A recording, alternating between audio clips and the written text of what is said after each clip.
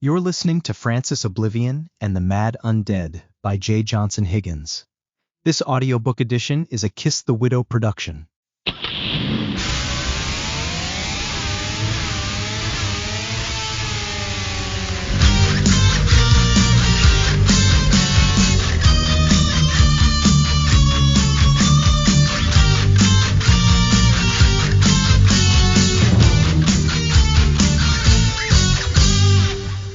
Chapter 10. A Third and Fourth Reason. Journal of Dr. Rebecca T.D. Stars Aza, October 16th. I actually have a third and fourth reason that challenge my thoughts on putting Adrian in the sanctuary with everyone else, and they are really the strongest cases for why doing so is not an option at all. They're important matters, which I've sort of known all along, but I have refrained from getting into them until I could be sure about what venue to express them. I was originally going to write this only in my Book of Shadows, but it's all running together for me and must be shared here. Otherwise, nothing I've said or will say will make much sense. I've held back quite a bit in my last entry. I can see that now, reading back over it. Here they are. Reason number 3, Adrian answered. I called out to the universe for assistance and Adrian answered it. I called for help in the spring, 7 months ago, when I first put my sanctuary spell in place. I'd burned a candle down to the very end and kept the remnants with me for months. I wasn't sure when the universe would deliver a response, or even what form my respondent would take. Sure, I requested an air elemental, but I could have just as easily received a dryad, an undine, a special dragon, or even another human if they were a true temperament match to me on some level. Once Adrian showed up, I was sure he was my respondent. I just wasn't sure if he could help me immediately, and so I feared for his safety in this interim period before facing Francis. Calling is one of my favorite magical actions, but it really works in mysterious ways. It's one of the few things that I can feel sure about and unsure about at the same time. I always know that the connection is correct, yet I never know what will happen after we meet. For that, I exercise caution and do my best to act responsibly. Reason number 4. Adrian is a special being. I've learned and confirmed something special about Adrian over the past few days. My guilt in finding Adrian here stranded all alone in the aftermath of my spell, and the nuclear blast has only evolved the more I've studied him and now runs deeper. I saw him, initially, like a bird that was caught indoors, a dolphin caught in a net, or a butterfly trapped in a spider's web. As soon as I saw him trapped, every action of mine was to throw everything else aside to free him without injury. Once free, he stood with determination in his beautiful eyes, a look I'd only ever seen in a special being I've encountered once before when I was just 7 years old and briefly. That look was when I realized that he was different. This being has many names, but the most descriptive and understood among magic adepts in my circles is the Celestial Ventus. You've probably never heard the name in this context before, but it is a respectful and inclusive name I've grown to prefer. This name implies their possible origin, the sky, space, or another dimension, as well as an amount of uncertainty in their movements. And yes, this is an air elemental, a very interesting one. An angel is the more popular name used by those who are not necessarily magic adepts and likely the one you will know, regardless of your metaphysical affiliations, but I also try to stay clear of that name sometimes. Angel gets used recklessly, and to some is even offensive, and sends the wrong signals. The term can carry a lot of baggage and assumptions. It draws a lot of fanatics and enemies that they really don't need. The word angel invokes righteousness, divine missions, and a direct line to God, the goddess, Allah, powers that be, Yahweh, however you choose to name it.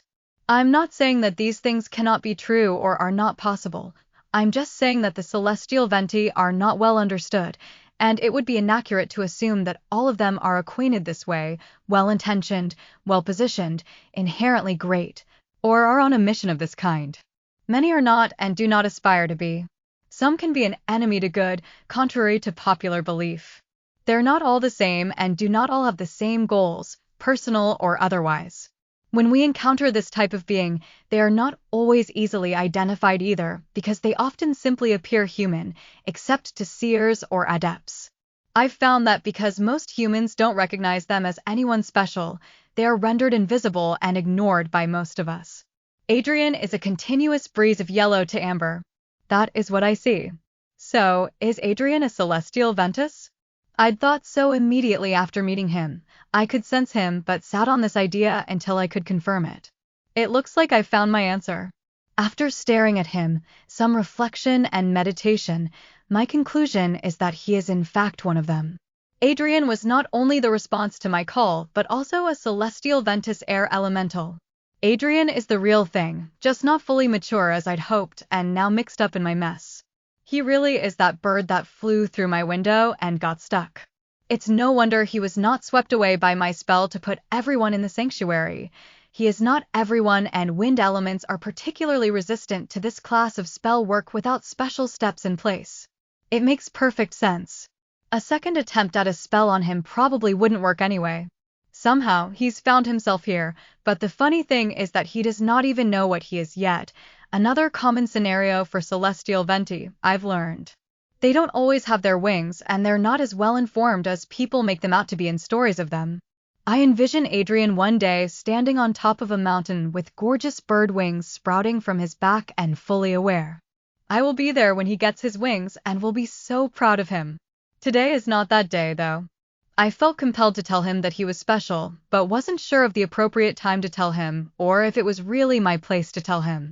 They just sort of learn by the time they have wings, and they can get very depressed if they learn too early and don't have wings yet.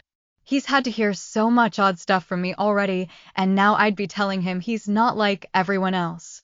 This is not getting easier. And there you have it. I call out to the forces of nature for assistance. I burn my white candle for 3 nights. I wait. I receive a response, and now I will likely need to protect the being who answered 24/7 because he's not yet mature, but is stranded here with me. Outstanding. Maybe some of my other bright ideas will come to fruition, too. I say this in jest. I love Adrian. I just wasn't sure what to do with him when we first met. Who is Adrian? All magical discussion aside. Maybe I'll start with the more superficial stuff, and then gradually work my way out of it to the man he is. Just promise me you won't judge me too early for just putting it all on the table this way.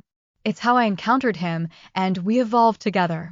So, understand that I mean much of what I'm going to say in the next several passages in an endearing way at this point. So, who is he? Well, he's ignorant of the world we're living in, its darkness and danger specifically. He's naive regarding my objectives and best practices in any detail at this point, but he's also so far very enthusiastic about my affairs. I won't hold these things against him yet, because I know that my best students and research assistants have always been exactly this way when starting out, but later, they became my co-authors, colleagues, and partners. These are people you can delegate important tasks to.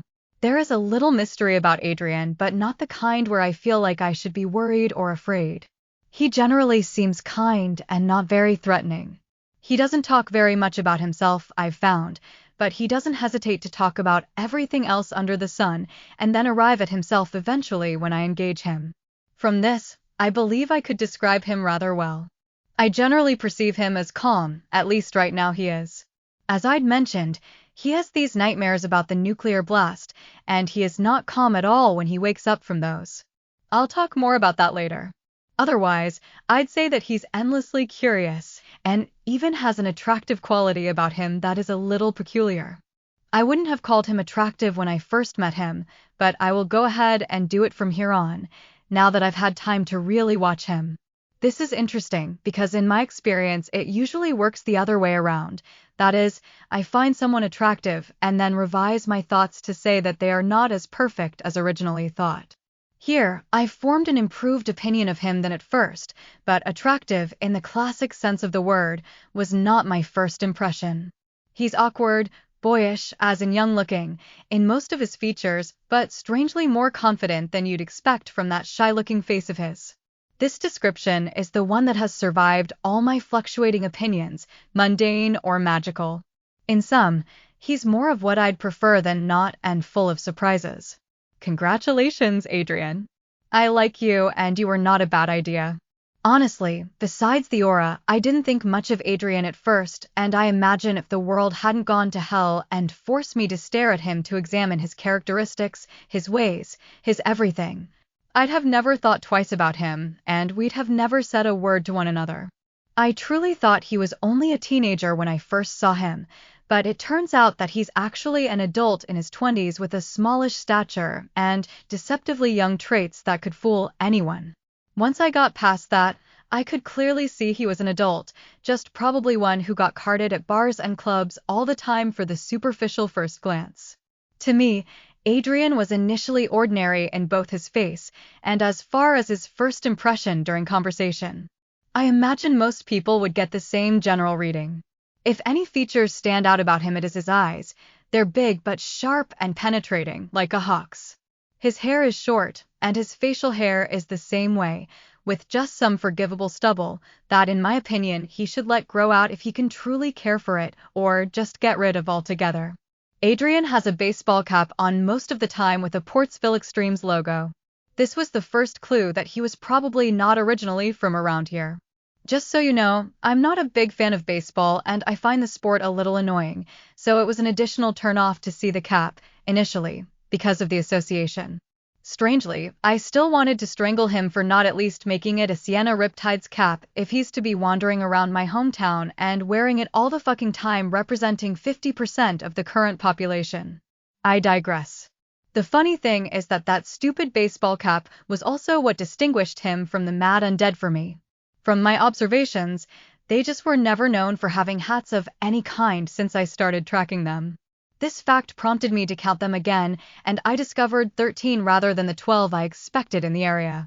That was how I knew he was different from the others, even in the dark and at a distance. Adrian also seemed initially unremarkable physically. He was rather thin, not like the monsters out there, but thin nonetheless, like he could use a meal or two.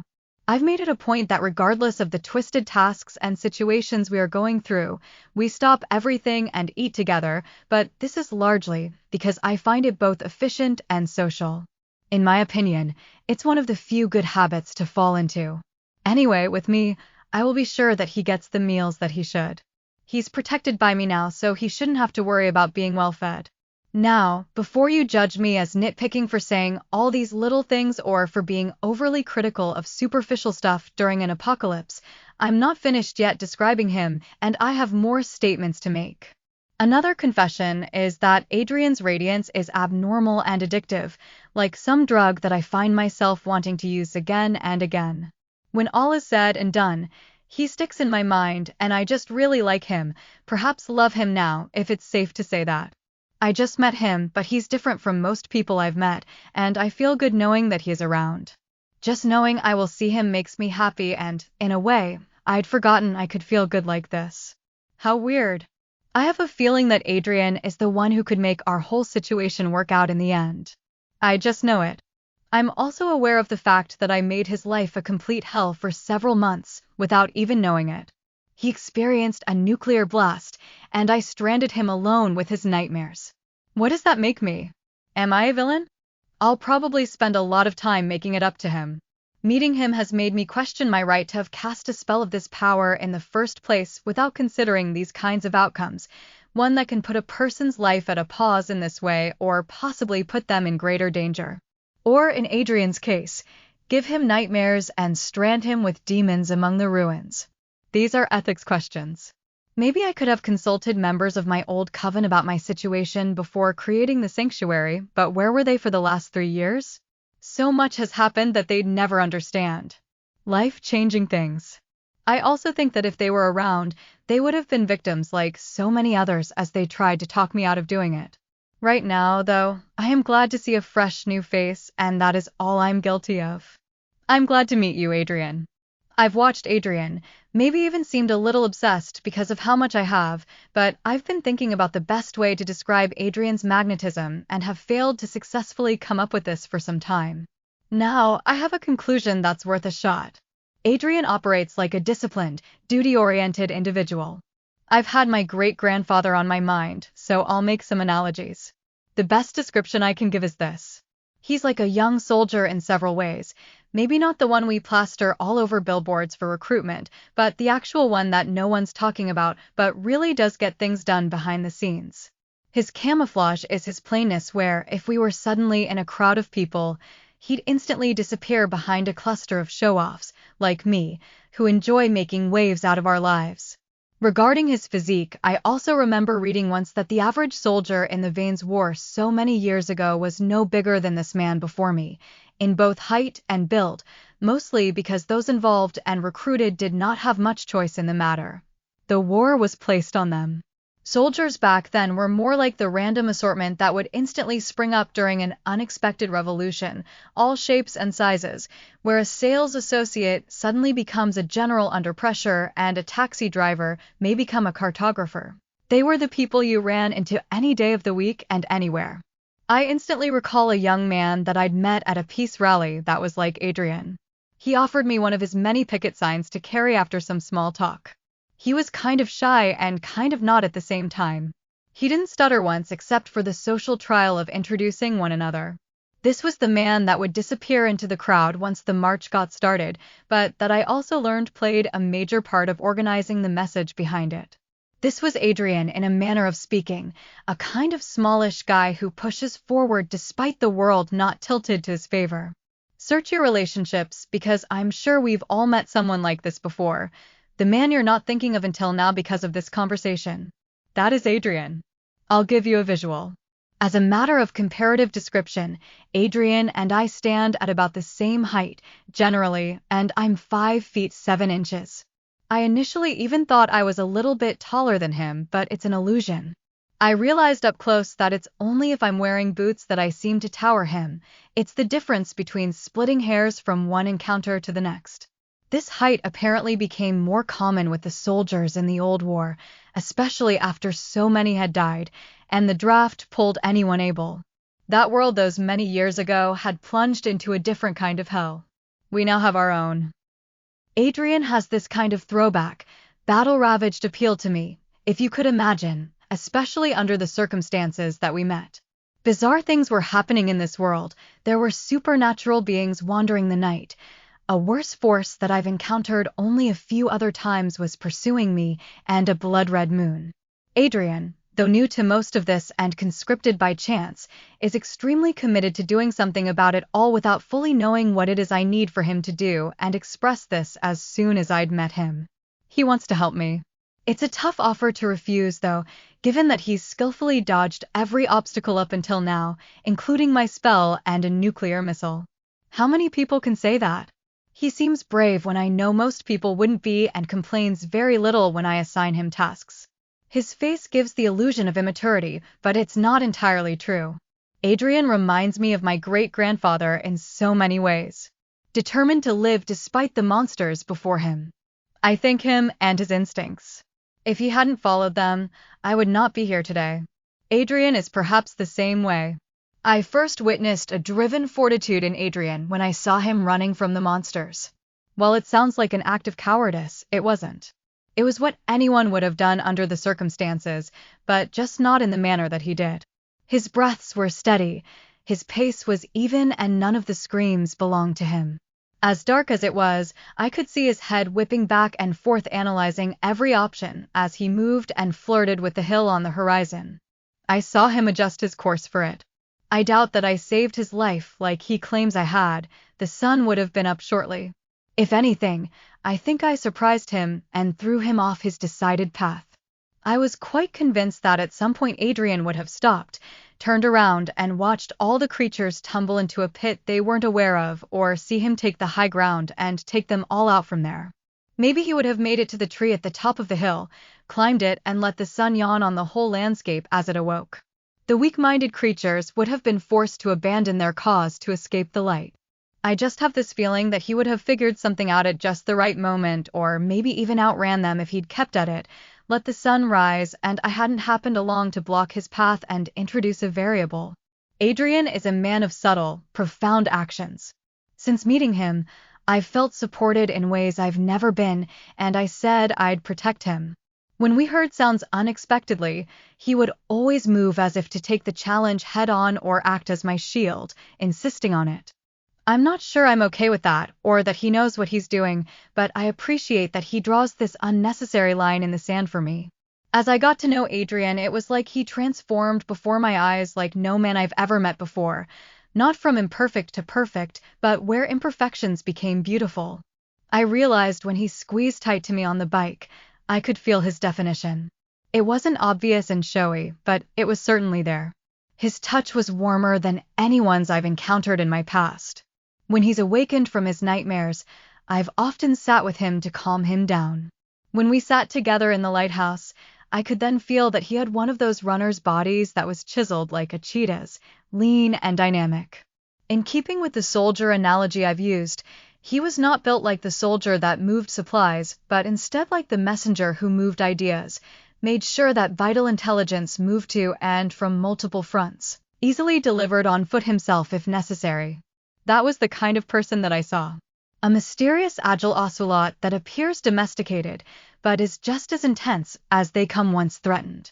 All these things are only a small fraction of what really sold me on Adrian though, and what I'd consider to be a major digression from my main thoughts this time. I feel like my initial actions came across accidentally meaner to Adrian than I intended for them to be. I haven't fully stated my case to him. But how can I explain the worst things about Francis? This thing has started killing everyone I've gotten close to, started wars, and caused the solar flare with its resulting electromagnetic surge. It's instigated riots, darkened the sky, and burned my city. How do I explain that this thing I can't even point to is literally consuming my life force, my vitality, and my blood, and has been doing so for months? How do I explain that Adrian will be the next target of a supernatural serial killer that is centuries old? Since I first encountered Francis and he'd first drank from my wrists and ankles, I've been able to see a black mist floating around me. Others can't see it. I can't definitively say that it is Francis, but it does follow me and is associated. It's like it gets between me and other people. It's like this mist can alert Francis or his followers if they are near and marks the people around me for death, many of which have died now. All I can say is that this mist does not like Adrian at all. It absolutely hates Adrian more than anyone I've met so far. Francis is a destroyer and eater of good things, and Adrian is good. I can feel it getting closer, entering and influencing my world, and I don't want it to mark the only other person I know outside of the sanctuary, but it seems to have already done so. Adrian doesn't deserve my curse, and he doesn't deserve to be a casualty of it either. In the end, keeping Adrian away to protect him seems cold when he wants to be here. I don't want him to think I'm trying to get rid of him, like when we first met. It's simply not true. It just may have seemed that way at first. On the contrary, he's mine now. I found him first, and I have no intention of sharing him with anyone. My biggest fear, other than Francis, is that when things go back to normal, I end up losing Adrian in some way. I couldn't bear it. He's the best person I've met in years, just under the strangest of circumstances. I've taken a major risk by explaining even part of my situation to Adrian, but soon I will give him my entire statement. He deserves to know all, or at least most of it. Everyone else who has learned about him has died within days of it, and that concerns me. The knowledge seems to put a sharper target on people. For my friends, knowledge is not necessarily power. Back before my spell, I hardly told anybody about Francis, but it wasn't out of fear of their death like today. I didn't know I had that to worry about. The reasons were much simpler and functional. I did not tell my parents because many in our family had been preconditioned to disbelieve in anything supernatural, especially involving my great-grandfather, Diego's life. Our family believes he was delusional and that psychosis may even run in our blood. To an outside observer, this theory is easy to believe, but it's not substantiated in any way. You need only to look around at my relatives for perceived hints of psychosis, but I want to say that actual cases are few and far between. Doesn't everyone have strange relatives? We do. Yet, here I am talking about murderous demons and writing about them. Just before the spell, I began causing a stir, too. From this, I hope you see my and Diego's predicament. Though I'm not suffering from a mental illness, and neither was Diego, we could not have had a serious conversation about Francis, and for that I was certain. It was difficult to have this conversation with anyone for too many reasons. I did not tell my boyfriend, Icky, because he and I were not really talking to each other at the time that things started getting bad for me anyway. He wouldn't have even thought of asking what was going on in my world, and the same was true of me. He was too busy getting to know my new stunt protege Maura Julie Day, pronounced Julie Day. She was very good with cameras, video, and the like, and for that, we called her Lindsay. She was to be our publicist for our stunt competitions and have more of a management role with booking bike events and so forth. She was quiet most of the time but transformed into a director at just the right times. It was common for her to randomly pull out a camera and say, "You should stand here, with your bike while telling me that story you told me earlier, but this time while the camera is rolling and with that mean-looking storm cloud behind you. What gets you out here on a day like this?" She'd expressed an interest in learning some of my tricks too and performing with us. She already knew how to ride and was more involved in racing, so I thought she'd be a terrific fit. We'd accepted. The arrangement was fine. I began to show her how to do some of the basic stunts and even taught her how to perform the high chair wheelie. Unfortunately, somewhere during this, Icky's eyes wandered. I'd started to become good friends with Maura despite Icky's behavior. She was one of my first good friends in a long time. She returned my calls, we rode together often, and she accompanied me just about everywhere after a while. She inspired me to want to enjoy life a little more, and that I had a choice in how to respond to situations that were bad. It was a good thing, and I appreciated her. She was calm and collected, but also a badass who stood up for me at just the right times, too. It was rare those days to have someone like that who did not bail on me when things got tough, or that I felt I could trust. Then I began to tell her things. I began to tell her about Francis and my therapy sessions. I couldn't be sure how she felt about a lot of it, but she did listen, which was again valuable. In hindsight, it was a big mistake. Once the dark mist got to Maura, Francis emerged and began to destroy everything we had. Sienna Hope Times Regional Spotlight. November 14th, last year. Unusual fog over Sienna. A heavy, low fog blanketed much of the city of Sienna yesterday afternoon. Several residents reported the fog, believing it was the result of a building fire. Authorities have confirmed that the dense cloud was only weather-related and not a cause for alarm, except to drive with caution in low visibility.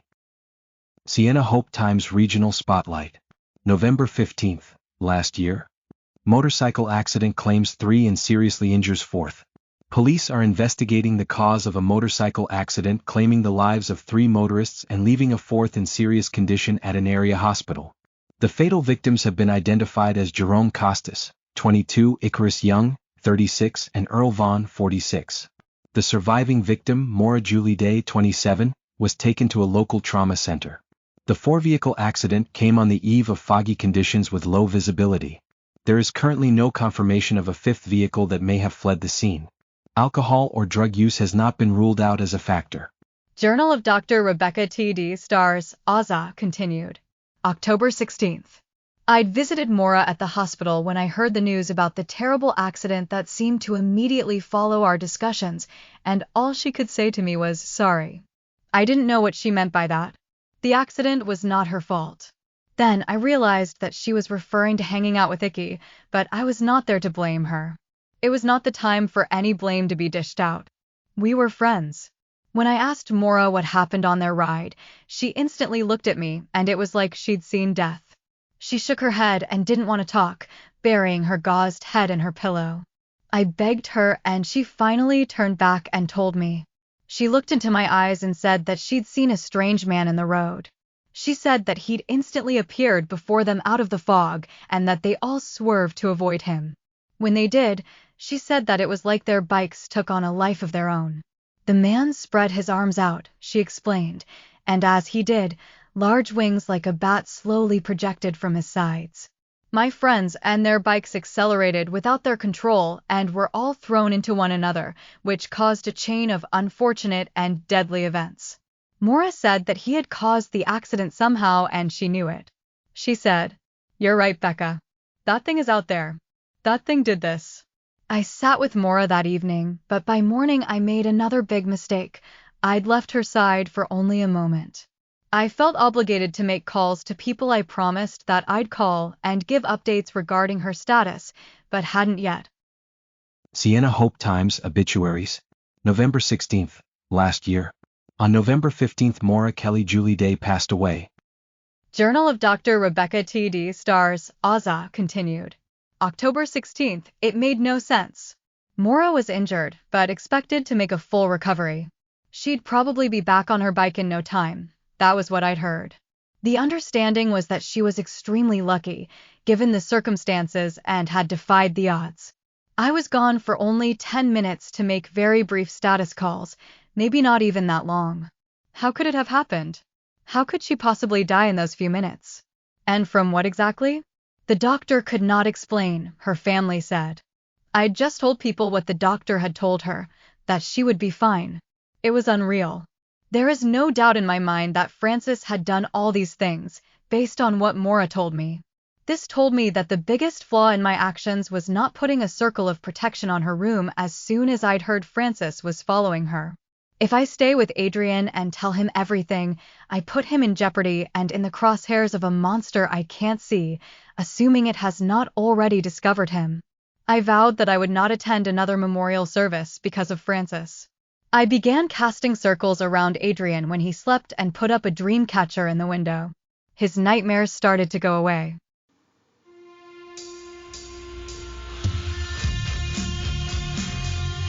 This story is 100% original and written by a human, yours truly, the author.